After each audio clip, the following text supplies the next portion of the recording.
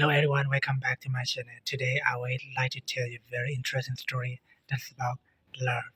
Me, Thomas, and a two little girl, beautiful girls. So what happened in the story is very romantic or love. So if you're interesting, let's get started. The Prize of Knowledge by Thomas. Thomas, 22, a brilliant, handsome, and kind young man from a wealthy, educated family. He values intelligence and ambition. Lucy, 22, a warm-hearted, observant, and determined young woman.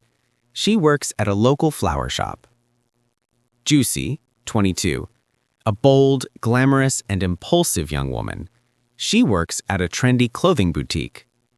Mr. Sterling, 50s, Thomas's father, a stern and traditional man. The spark. The sun was setting over the city park, painting the sky in shades of orange and pink. On a bench near the fountain, Thomas was reading a thick book about molecular biology. He wore simple but elegant glasses, and his concentration was complete. Not far away, two young women were watching him. Lucy, with her soft brown hair and gentle eyes, held a sketchbook. She was secretly drawing him, capturing the way his brow furrowed in thought. Juicy, with her vibrant red hair and confident posture, was applying lip gloss, using her compact mirror to watch his reflection. "He is so handsome, Lucy," Juicy whispered. "And look at his clothes. He's rich. I want him." Lucy blushed. "He's intelligent. Look how focused he is." "Who cares about the book?" Juicy scoffed. "I care about the man holding it. I'm going to talk to him." Before Lucy could stop her, Juicy strutted over to the bench. "Hi there. That book looks heavy. Need some company to lighten the load?" Thomas looked up, slightly startled. He saw a beautiful, confident girl smiling at him. Oh, hello. It's quite interesting, actually. About cellular structures." Juicy laughed, a sound like ringing bells. "Boring. Let's talk about something more fun. Like you. I'm Juicy." "I'm Thomas," he said, closing his book. He was polite, but his eyes didn't light up. Lucy, gathering her courage, walked over slowly. "Your drawing, it's very good," Thomas said, noticing her sketchbook. Lucy's blush deepened. "Thank you. It's just a hobby. I'm Lucy." "Do you study art?" Thomas asked, his interest seeming more genuine. "No," Lucy said softly. "I work at the flower shop on Elm Street." "And I work at Glamour Boutique," Juicy said, pushing herself back into the conversation. "We should all hang out. Maybe get a drink?" Thomas smiled politely. "That's a kind offer, but my father is very strict. He believes in the importance of education above all else. He's always pushing me to focus on my studies." This gave Juicy an idea. A dangerous, exciting idea. "Education? Well, maybe we could study together," she said, winking at Lucy. Thomas looked at both of them. They were beautiful, but so different from the university students he usually met. He felt a strange attraction to their simplicity, their directness. It was a world away from his pressured life of exams and expectations. "Perhaps," he said, a small, intrigued smile on his lips. "But my father would never approve. He thinks people without a high education level are not a good match for our family." The unspoken challenge hung in the air. To get close to Thomas, they would have to enter his world. Part 2. The Challenge.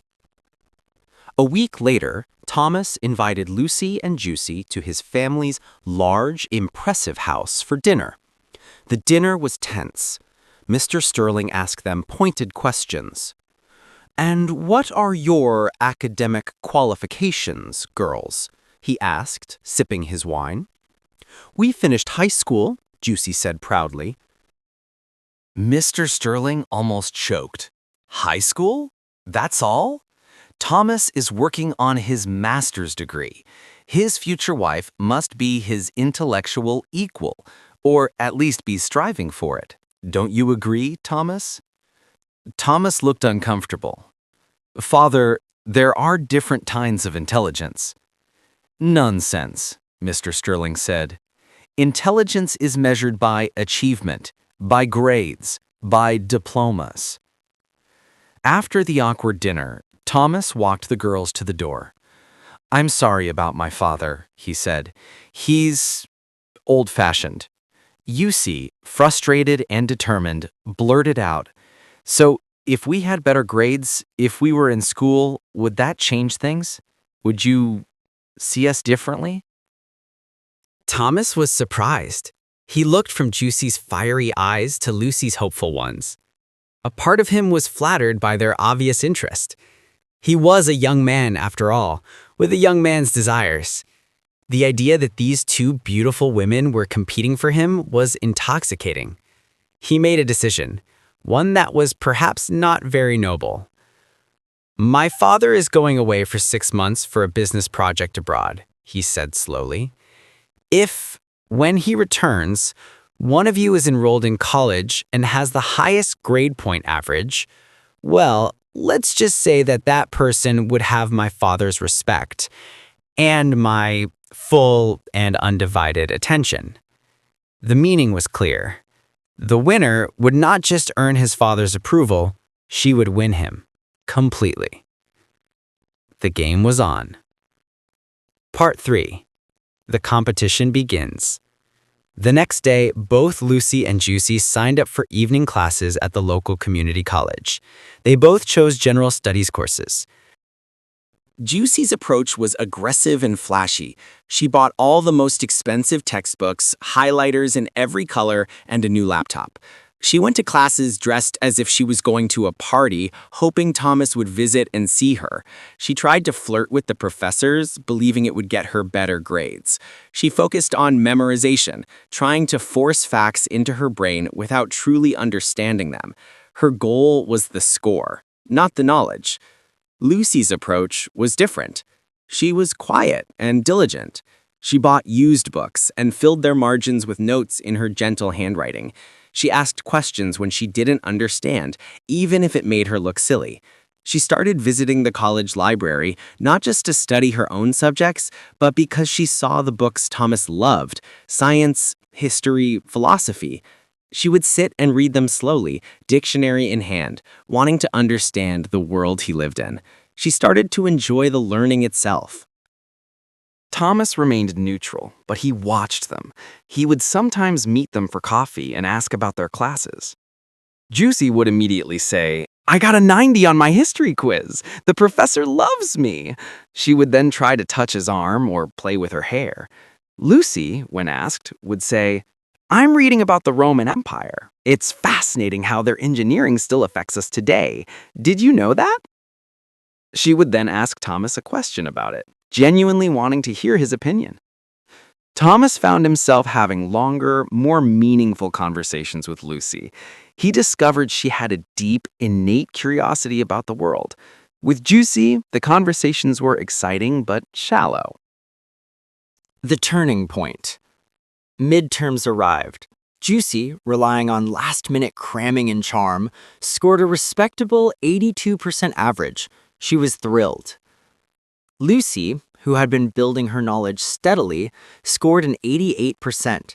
She was happy, but knew she could do better. To celebrate, or console themselves, they all went to a party at a friend's house. The music was loud and people were dancing. Juicy, wearing a stunning red dress, pulled Thomas onto the dance floor. She was a fantastic dancer, and Thomas, laughing, enjoyed himself. He was a young man, and the physical attraction was powerful.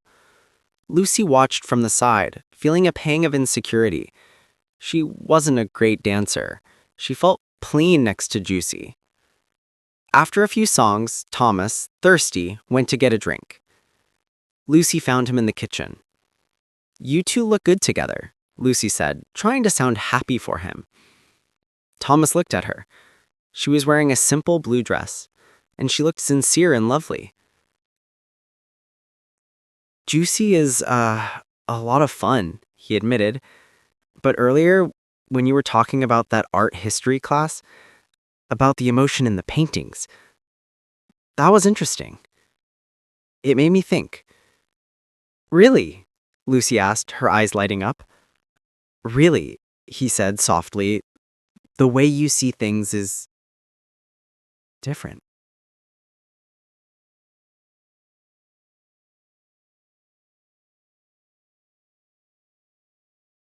At that moment, Juicy burst into the kitchen. "Thomas, the best song is on, come on!" She grabbed his hand and pulled him away, shooting a triumphant look at Lucy. Lucy felt her heart sink. She thought maybe she was losing. The attraction of physical fun was strong. Maybe knowledge wasn't enough. Part 5. The Unexpected Depth. A few weeks later, Thomas had to give a very important presentation for his master's degree. He was incredibly stressed. He had been working on it for months, but something was missing. The data was perfect, but the story, the narrative that would make people care wasn't there. He mentioned his problem to Juicy and Lucy when they met for coffee. He looked tired and worried. Juicy immediately said, "I'm sure you'll be great. You're the smartest person I know. Just wear that blue shirt. It makes your eyes look amazing." She was trying to be supportive in the way she knew best. Lucy listened quietly. Later that evening, she went to the library and looked up the topic of Thomas's presentation, Ethical Implications of Genetic Engineering. She read simplified articles and watched documentaries. The next day, she went to his house. He was surrounded by papers, looking desperate. "Thomas," she said softly, "can I make a suggestion?" He looked up, surprised. "Of course, Lucy." "You have all the science, but maybe you need to connect it to the human heart. You could start with a story, like, what if a family has a genetic disease? The science is the how, but the family is the why. People remember stories." Thomas stared at her. It was the missing piece, the simple human perspective he had been too buried in data to see. "Lucy, that's brilliant." He worked all night, restructuring his presentation with her idea at its core. The next day, he called her, his voice full of excitement. It was a huge success. Everyone loved it. The professor said it was the most engaging presentation he'd seen in years. "Lucy, I couldn't have done it without you." He invited her over to thank her properly. They sat in his garden, talking for hours. It wasn't about grades or scores anymore. It was about a real connection. He realized that Lucy's intelligence wasn't about memorizing facts. It was about understanding people and ideas. He was falling in love with her. He leaned in and kissed her. It was a soft, tender kiss, full of promise and genuine feeling. Part 6, the final score in the happy winner. The end of the semester arrived. The final exams were over and the official grades were posted. Mr. Sterling was due back in town. The competition was over. The three of them met at Thomas's house. The atmosphere was tense. Thomas held the 2 printed transcripts. He looked at Juicy first. "Juicy, you worked very hard. You have a final GPA of 3.4. That's very good. You should be proud." Juicy beamed. She had partied less and studied more towards the end. She was sure she had won. Then Thomas looked at Lucy. "Lucy, you have a final GPA of 3.8. Juicy's face fell. She had lost. She was furious and heartbroken. "This is stupid," she shouted. "I dressed up for you, I danced with you, I was fun. She just read books." "That's exactly the point, Juicy," Thomas said, gently but firmly. "This was never just about a score. It was about who I am. I need someone who doesn't just want to be with me, but who wants to understand my world. Lucy didn't just try to get a high score, she tried to learn. She helped me. She sees me. He turned to Lucy and took her hand. The winner is Lucy, but not because of a grade, because I love her. Tears of happiness streamed down Lucy's face. Juicy stared at them for a moment, then turned and ran out of the house crying. Part 7. The Happy Ending. 6 months later, life was very different. Lucy and Thomas were inseparable. She continued her studies not as a competition, but because she had discovered a love for learning. Thomas supported her completely. Their relationship was a partnership of minds and hearts. At night, in Thomas's big, comfortable bed, "That's exactly the point, Juicy," Thomas said, gently but firmly. "This was never just about a score. It was about who I am. I need someone who doesn't just want to be with me, but who wants to understand my world. Lucy didn't just try to get a high score, she tried to learn. She helped me. She sees me." He turned to Lucy and took her hand.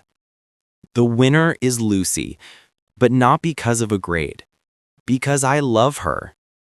Tears of happiness streamed down Lucy's face. Juicy stared at them for a moment, then turned and ran out of the house crying. Part 7. The Happy Ending. 6 months later, life was very different. Lucy and Thomas were inseparable. She continued her studies not as a competition, but because she had discovered a love for learning. Thomas supported her completely. Their relationship was a partnership of minds and hearts. At night, in Thomas's big, comfortable bed, one sunny afternoon, Lucy and Thomas were walking through the same park where they had first met. They saw Juicy and her new husband, Mark, laughing and holding hands. Juicy looked happy and radiant. For a moment, the two couples looked at each other. Then Juicy smiled, a real warm smile, and gave a small wave. Lucy waved back. There were no hard feelings. The competition was over, and in the end, everyone had won. They had all found their perfect match. Thomas had found a partner in mind and soul in Lucy, and Juicy had found a man who cherished her vibrant spirit. They all continued on their paths, under the warm sun, happy and in love, exactly where they were meant to be.